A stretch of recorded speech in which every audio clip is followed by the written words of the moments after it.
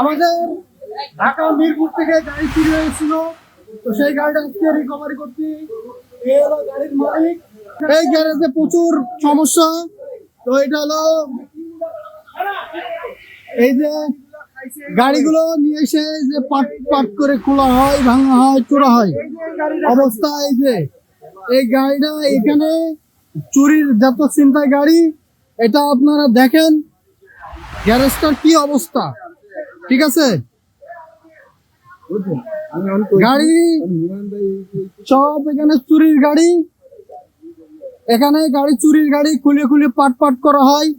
হ্যাঁ, আপনারা দেখতে পাচ্ছেন গ্যারেজ এখানে গাড়ি, আমাদের গাড়ি চিন্তায় চুরি হয়েছে মিরপুর থেকে, আমরা উদ্ধার করছি। আমাদের এখানে কোম্পানির স্টিকার সেটা উঠে ফেলেছে, তারপরে ব্যাটারি, এগুলো সব ব্যাটারি সব খুলে ফেলেছে। তো এই গ্যারেজে তো সব চুরির গাড়ি, চিন্তায়ের গাড়ি।